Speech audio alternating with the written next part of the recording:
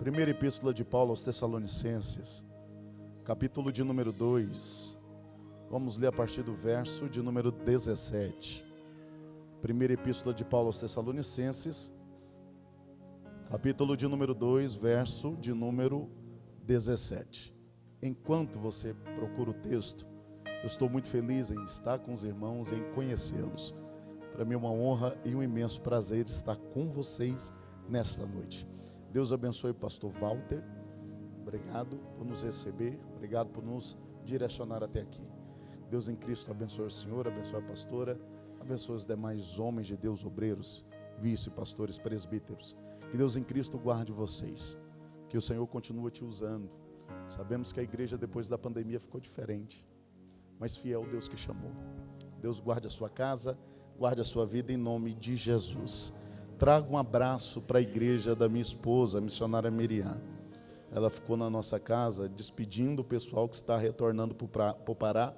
Alguns pastores amigos que vieram, estavam de passagem, e eu só recebi eles na minha casa porque eles trouxeram para mim açaí e farinha de polpa.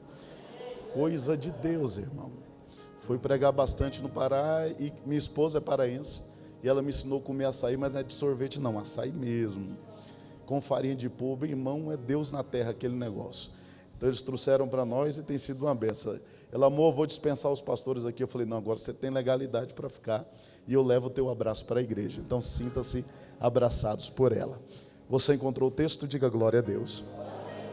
Então vamos lá, primeira epístola de Paulo aos Tessalonicenses, capítulo de número 2, verso de número 17. Paulo escreve assim: Nós, porém, irmãos, sendo privado de vós por um momento de tempo, de vista, mas não de coração, tanto mais procuramos com grande desejo ver o vosso rosto, pelo que bem quisemos uma e outra vez ir até convosco. Pelo menos eu, Paulo, mas Satanás nolo impediu. Porque qual é a nossa esperança ou gozo ou coroa de glória? Porventura não o sois vós também diante do nosso Senhor Jesus Cristo em sua vida? Na verdade, vós sois a nossa glória e o nosso gozo. E você senta adorando a Jesus. Graças a Deus. Olhe para cá. Ao contrário de qualquer outra carta ou epístola que Paulo escreve, que geralmente começa elogiando a igreja, a qual é direcionado a ser boca de Deus e até mesmo a correção da mesma, a primeira epístola de Paulo aos Tessalonicenses começa bem e também vai terminar muito bem. Paulo, ao contrário de qualquer outra igreja, a qual foi implantada através de seu ministério, a igreja tessalônica tem um crescimento espontâneo muito grande. Sabemos que estamos falando de um dos maiores missionários dentro do Novo Testamento, e Paulo executou um trabalho muito bem feito através da pregação da palavra. Ao contrário das outras, que Paulo pôde permanecer no mínimo 3 meses e até mesmo no máximo 2 anos e meio, a igreja em Tessalônica recebeu Paulo somente o período de 3 semanas. Outros chegam a arriscar, a dizer que até 3 semanas e meia. Paulo não pôde permanecer dentro daquele lugar por causa da perseguição que agora foi estabelecida sobre a sua vida, enquanto teve a oportunidade de pregar em uma pequena sinagoga. Flávio José chega a comentar que a pregação de Paulo foi tão viva, que causa um avivamento em Tessalônica muito grande, porque ao contrário de nós, que poderíamos ter oportunidade de cultuar ao Senhor na terça, na quinta, no domingo, como é de costume nosso, Paulo agora, como judeu inserido também dentro de uma sinagoga, vai ter a oportunidade somente aos sábados, e dentro desta oportunidade ele vai debater sobre a Bíblia. E a tentativa de Paulo acerca dos judeus que ali estão dentro da pequena sinagoga é provar para eles que convinha com que Cristo nascesse, morresse e ressuscitasse ao 3º dia. Só que a mensagem de Paulo causa um alvoroço, onde alguém chega até a escrever, ou até mesmo Paulo escreve, dizendo que foi um reboliço, ou virou de cabeça para baixo, aquilo que estava acontecendo dentro da pequena Tessalônica, de tal forma que por mais que eles idolatravam a deuses pagãos, vivia debaixo de um paganismo, a pequena sinagoga agora transbordou de pessoas dentro e fora dela. Só que Paulo não pode estar mais dentro daquele lugar, tanto é que quem leva e traz a mensagem é o seu fiel escudeiro Timóteo. Timóteo é quem está inserido ali em Tessalônica, vai ver como a igreja está, volta de lá e volta com boas notícias. Quando nós lemos toda essa epístola, observamos muito bem que Paulo vai repreender ele somente uma vez, e nem sei se é uma repreensão, direção. Eu prefiro entender que agora Paulo dá uma direção, e a direção que ele dá a eles é que eles estão debatendo muito entre si de tal forma que estão deixando de pregar o evangelho. Paulo não está proibindo o debate, porque todas as vezes que Paulo aparece acerca dentro de uma sinagoga, ele debate também sobre a palavra do Senhor. Paulo está dizendo a eles: não perca muito tempo debatendo, mas continue pregando o evangelho para a glória do nosso Senhor Jesus Cristo.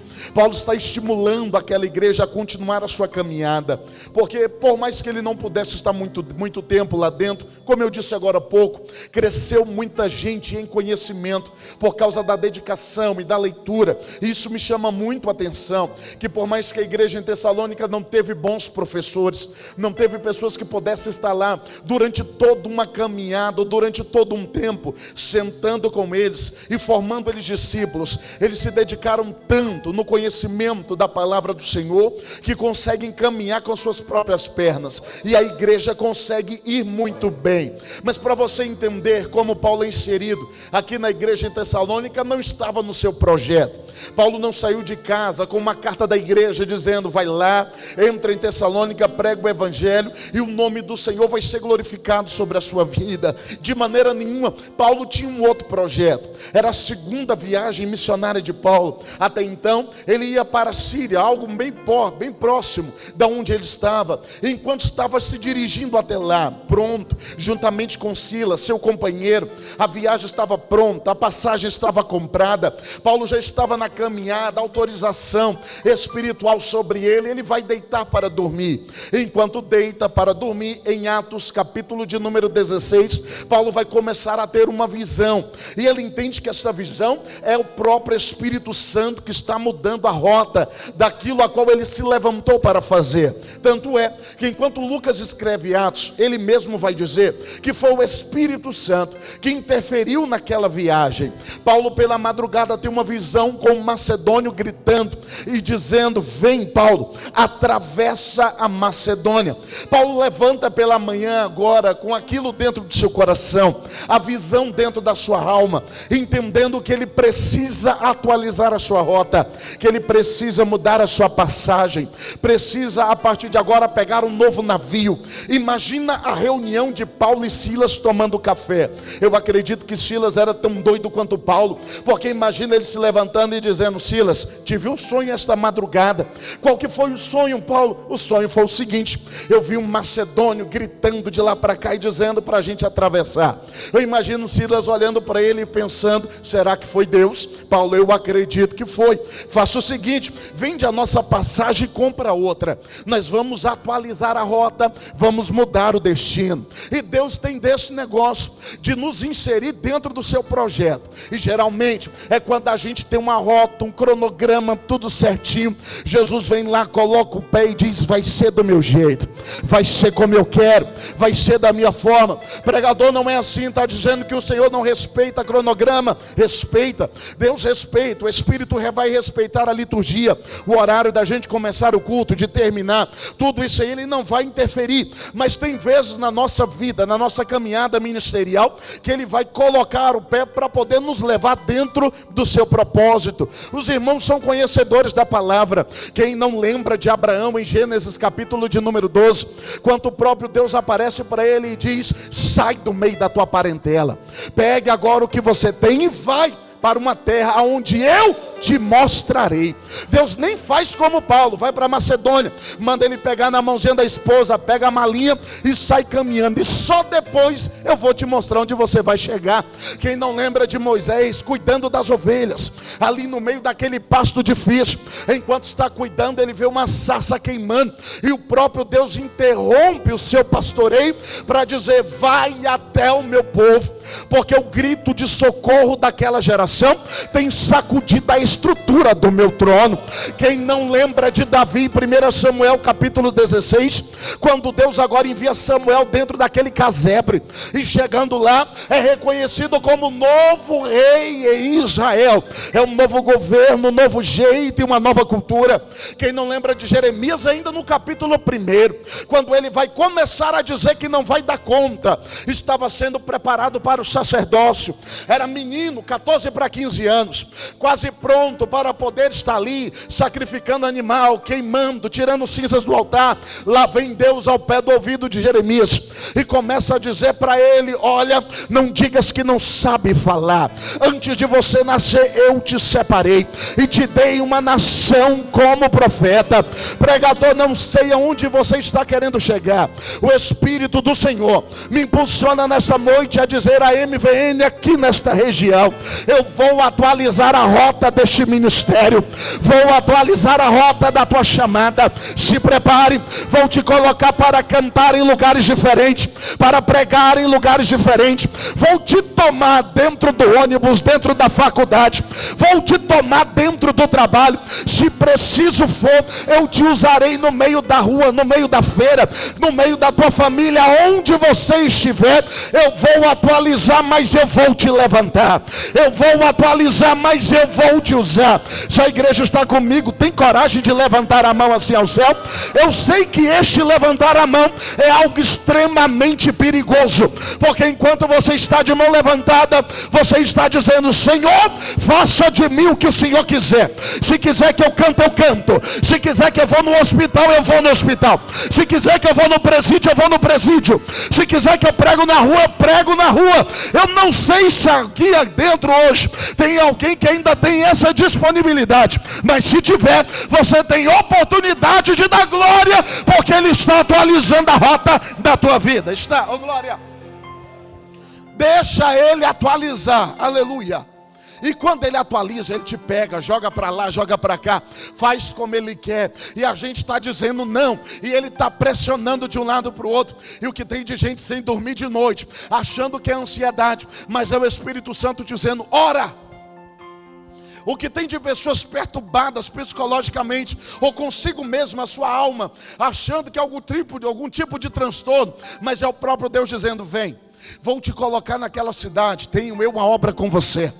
O chamado missionário te espera, e eu não abro mão da tua vida, não abro mão. É por isso que você quer parar de cantar e não consegue. É por isso que você quer parar de pregar e não consegue. É por isso que você quer parar de estar nessa cadeira, de ser obreiro, presbítero, e dizer: nunca mais piso lá em cima, mas não consigo. Quando você menos assusta, está sentado aí dizendo: estou aqui para servir meu pastor. Enquanto alguém canta, você está dando glória. Senhor, me perdoe, eu queria parar, mas eu estou aqui de novo.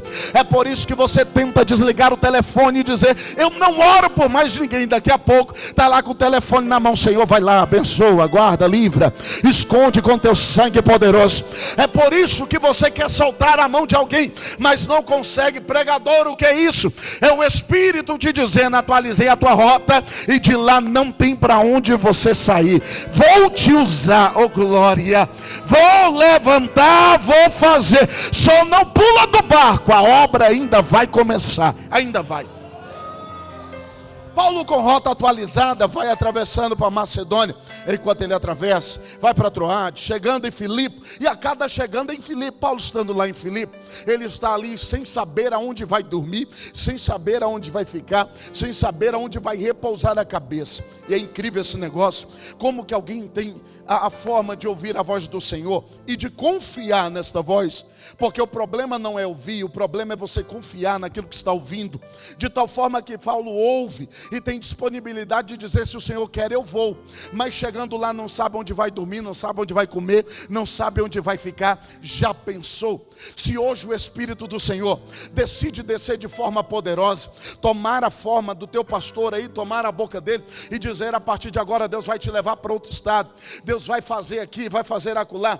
Já pensou se Deus faz com você como fez com Paulo, faz com você como fez com alguns profetas, ou como Abraão, mandar você largar tudo, deixar tudo para trás? E eu quero deixar uma interrogação na tua mente nesta noite: vai ter coragem de Ele te chamar? Vai ter coragem de deixar algumas coisas para trás, para viver o propósito? Às vezes estamos aqui orando por missões, e é bênção orar por missões, devemos orar. Só que nesta noite vamos orar por missões e deixarmos ser levantados como missionários também.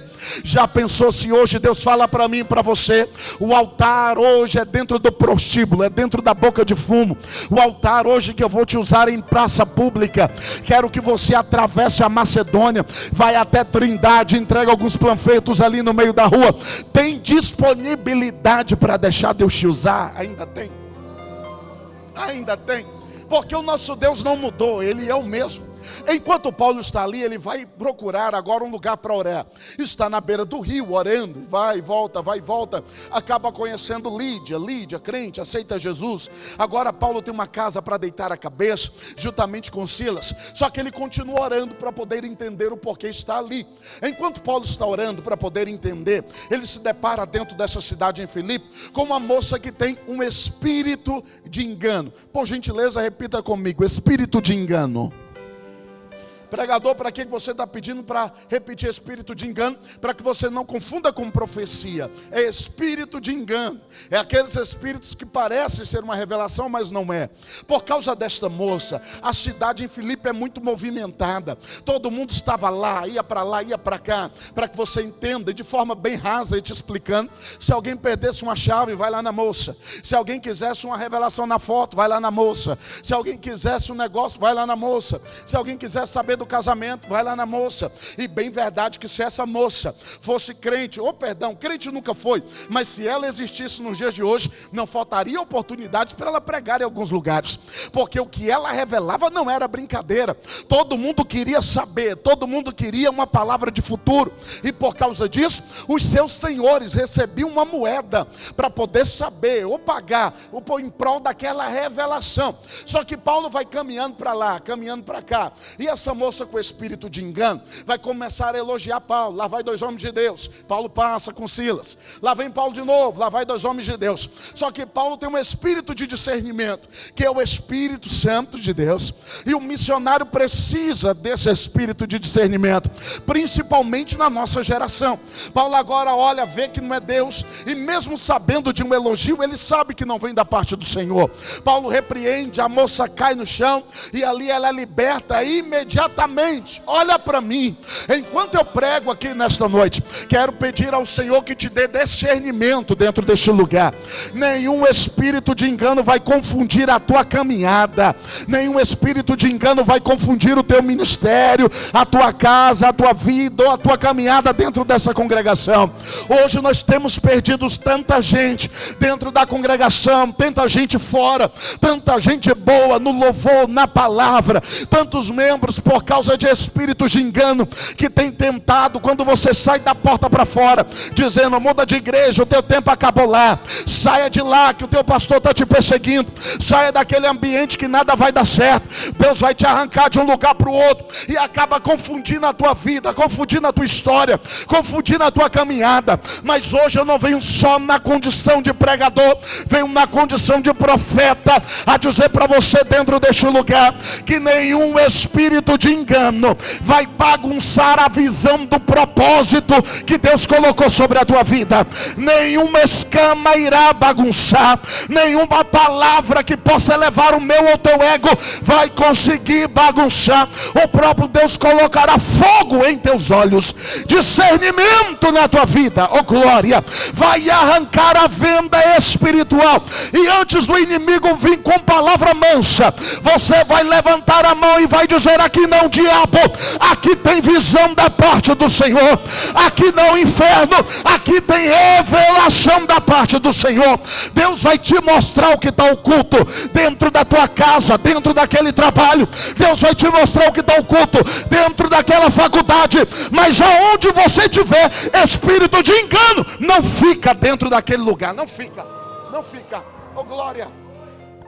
Você tem coragem de deixar o Espírito Santo usar a tua boca? E agora? Tem uns dois que tem. Então vira para esse crente que ele está quase morto, mas ele vai ressuscitar agora. E diga para ele: nenhum espírito de engano te engana mais. Isso, glória a Deus. Não vai conseguir, graças a Deus. Não vai conseguir. Foi confiado uma chamada, um ministério e uma vocação sobre a tua vida. O que Deus coloca nas tuas mãos é tão grande que o inimigo, com medo daquilo que você pode causar, vai tentar te bajular de uma forma para outra. Mas aqui dentro desta igreja não. Ele está te vacinando nesta noite, te levantando nesta noite, te colocando de pé dentro deste lugar. Ele não conseguirá enganar a tua vida de maneira nenhuma. Enquanto Paulo agora vai para uma obra de libertação, a moça é liberta. E o resultado daquela obra missionária não é aplauso. O resultado daquela obra missionária não é um vídeo viralizado no Instagram de Paulo. O resultado daquela obra missionária não é um reconhecimento congregacional ou um reconhecimento dentro convencional. O reconhecimento daquela obra de libertação é cadeia. Paulo agora acaba de apanhar, tem sua roupa rasgada, juntamente com Silas, levado para dentro de um cárcere, as suas mãos presas de um lado para o outro, os seus pés também. E eles estavam ali e decide fazer um culto. O tal do missionário é um bicho fora da curva. Como é que já apanhou, está rasgado, bagunçado, sem dinheiro, envergonhado, dentro de uma cadeia, homem de Deus. E agora um olha para o outro e diz: sabe cantar? Ser um dois em mim. Então canta aí que eu vou orar. Imagina que culto gostoso dentro do sistema carcerário. Enquanto um ora, o outro canta. Eu imagino eles entrando ali por volta das 18 horas. 7 horas da noite nada, 8 horas nada, 9 horas nada, 10 horas da noite nada. E aqui a maioria dos crentes já tinha ido embora. 11 horas da noite nada, 11h30 nada, 11h40 nada, 11h50 nada. Vamos transformar esta visão em uma visão pentecostal. Se fosse a gente dentro da cadeia, começaria a dizer: canta um pouco mais alto que eu estou sentindo um negócio diferente aqui dentro. Ora um pouco mais alto que eu estou sentindo o mistério de Deus aqui dentro. Dá glória um pouco mais alto porque a corrente está vibrando aqui dentro. Aleluia. Eu imagino um cantando desafinado para lá, outro para cá. Silas louvava um louvor e Paulo dizendo: eita glória, como Deus é maravilhoso. 0 horas, meia-noite, o texto vai dizer que houve um terremoto. Houve o quê? Mas aqui vai bagunçar tudo, porque terremoto é o movimento das placas tectônicas, choca uma no outro, estremece a terra, racha no meio. Mas o terremoto de Atos, capítulo de número 16, é um terremoto que vem de cima para baixo. Eu imagino o próprio Deus sentado no trono, enquanto tem 2 missionários, um canta e outro ora. Deus olhando de cima para baixo e dizendo: não vai ter jeito não, a gente vai ter que enviar providência lá para a terra. Tem um cantando, tem outro orando, tem um pedindo e outro ali se sacudindo. Imagina o terremoto chegando. As prisões dentro da Grécia ou da Roma antiga era dentro das galerias fluviais, dentro do esgoto, geralmente de 3 andares ali, e corria água, chuva, caía todas as fezes de animais em cima daqueles presos que estavam ali aprisionados. Era fedor para todo lado, era tipo de carniça para todo lado, era toda sorte de humilhação. Mas tinha 2 doidinhos ali da Assembleia de Deus, cantando um hinozinho, o outro orando ali dentro. Aleluia. Se você soubesse o poder que tem a glória e o cântico que você faz dentro dessa igreja, não estava de boca fechada aqui dentro de maneira nenhuma. Se você soubesse o poder que tem a tua oração no meio daquela rua, dizendo: Senhor, visita o meu vizinho, Senhor, visita a minha rua, Senhor, entra com a libertação dentro desta casa. Se você soubesse o poder que tem, mesmo desafinado, cantando pelas metades, mas louvando ao Senhor, lavando aquela louça suja pela manhã, aquele banheiro, limpando aquela casa, mas cantando o hino da harpa, dizendo: mais grato a ti, mais grato a ti. Enquanto você canta, as correntes do vício caem por terra dentro daquele lugar. Enquanto você ora, as correntes da depressão batem em retirada dentro daquele lugar. Enquanto você adora, o sistema carcerário, espiritualmente falando, vai sendo solto dentro daquele lugar. Então vem comigo no glória, vem, porque enquanto a igreja adora aqui dentro, aleluia, o Espírito levanta homens de Deus, mulheres de Deus, para a obra missionária aqui e fora desta igreja. Enquanto a gente dá glória aqui dentro, não tem pombagira, Exu Caveira, Tranca-Rua, Zé Pilintra, pode colocar o teu nome na boca do sapo, inserir dentro da cachoeira, aonde tiver 2 missionários, um canta aqui e outro ora ali, a glória do Senhor estremece. Cadê você? Remandava Sérvia, eu vou te dar tempo para dar glória a Deus. Remanto, camandava Sérvia, enquanto você louva aí, olha o espírito maligno batendo em retirada.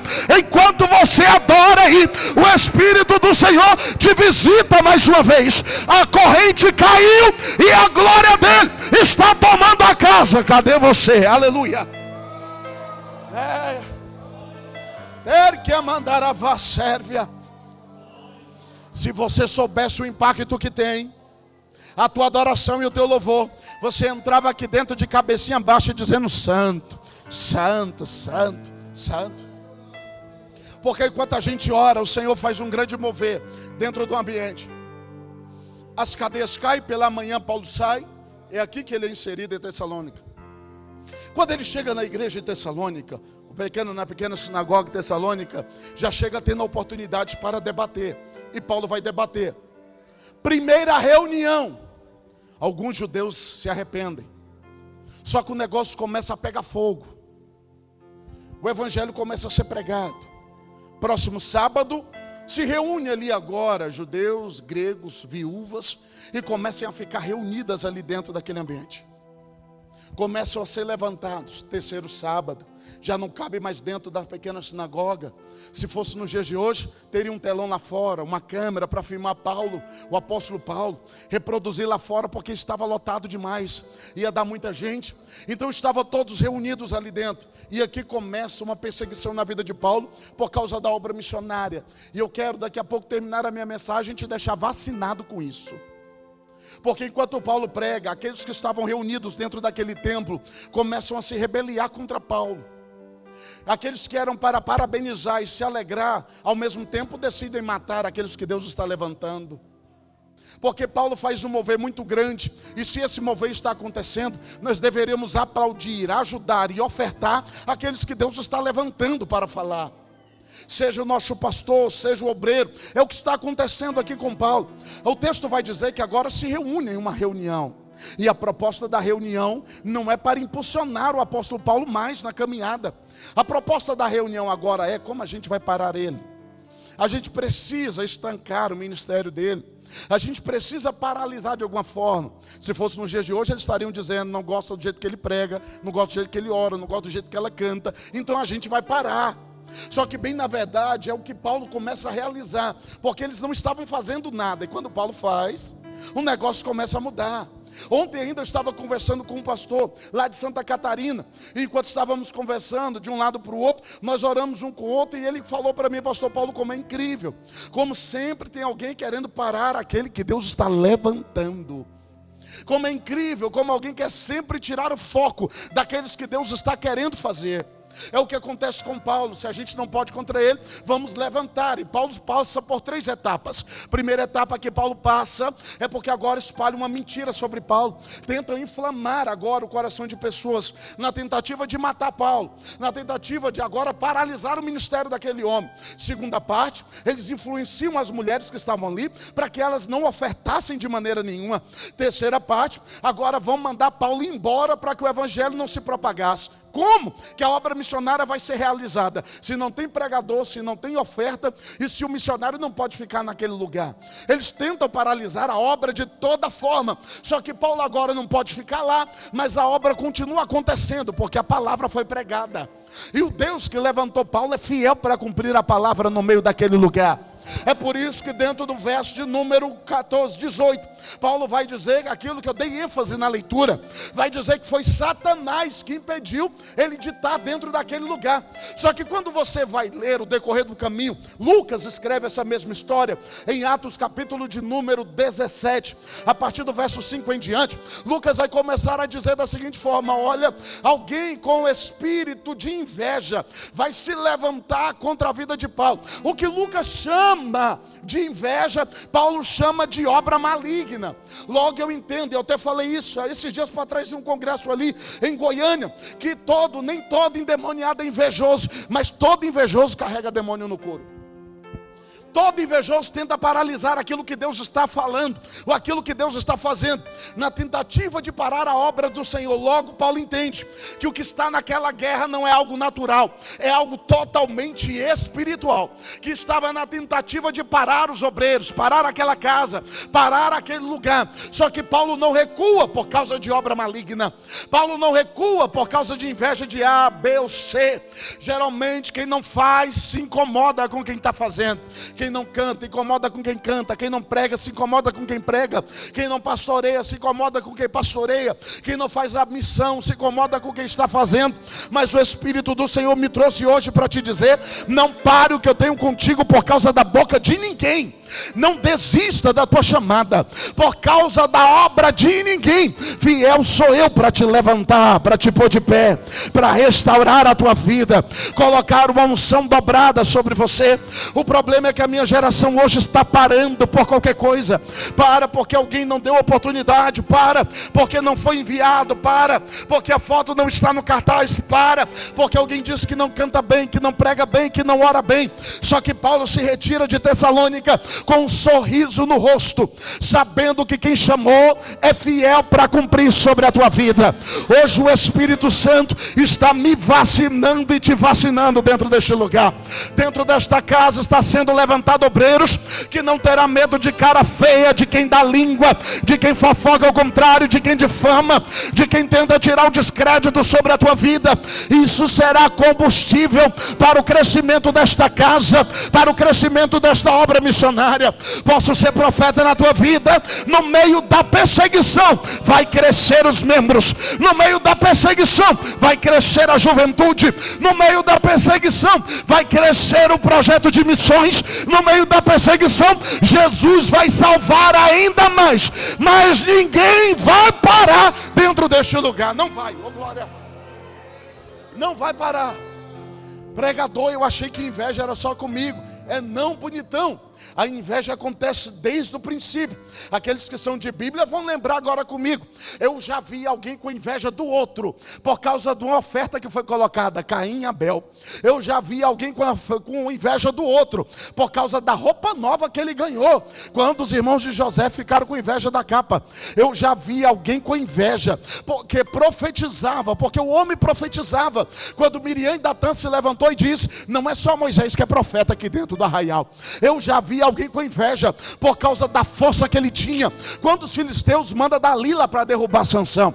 Eu já vi alguém com inveja do outro porque ele matava mais do que ele, por causa de um corim de fogo. Quando vê uma mulher cantando e dizendo: Saul mata milhares, mas Davi mata dezenas de milhares. Mas uma coisa eu também vi na Bíblia, e o que eu vi na palavra do Senhor foi que eu nunca vi o guarda de Israel dormir. Em todas as vezes que ele está de pé, Moisés escreve o Salmo de número 91, a partir do verso 7, dizendo: 1000 cairão ao teu lado, 10.000 cairão à tua direita, mas tu não serás atingido. Somente com os teus olhos olharás e verás a recompensa dos ímpios.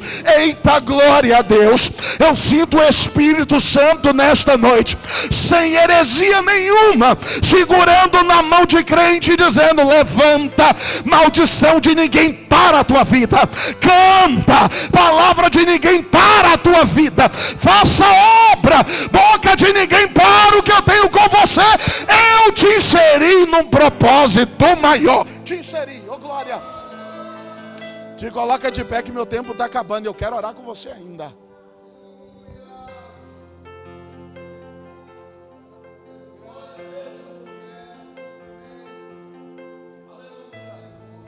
Mas coloca adorando, senão vou achar que era fogo de palha, né, gente? Glória a Deus.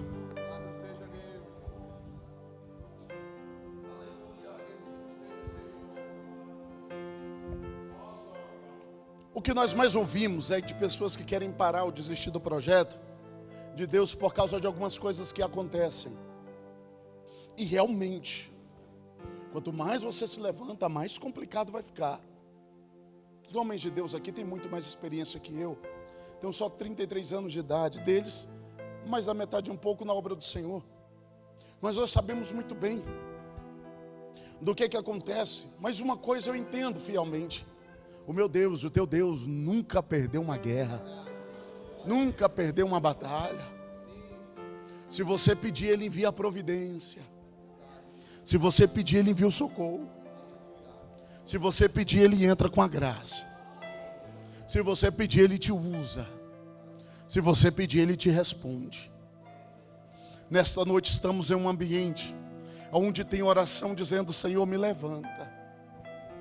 E eu orando em casa e falando: Senhor, me dá uma palavra. E dentro do carro Ele falou: diga para eles que eu quero levantar pessoas aqui dentro com coragem, mas vacina eles primeiro.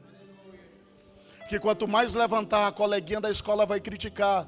Ele, semana passada estava aqui fumando maconha, agora já é crente. Lembra, você não dava nada, agora deu um crente. Andava todo torto, olha o jeito que ela se veste. Está se achando agora, hein? Está se achando só porque canta melhor que os outros, só porque prega melhor que os outros, só porque o pastor te abraçou. O inimigo sabe que maior do que uma guerra externa é uma palavra liberada muitas das vezes dentro do mesmo ambiente. Só que eu venho te dizer algo da parte do Senhor, não para por causa disso. O grupo de jovens vai crescer, você querendo ou não, o nome do Senhor será glorificado. E eu sei que eu te pedi para ficar de pé, quero pedir a permissão do pastor. Pastor, eu posso orar para a liderança dessa igreja? Líderes de departamentos,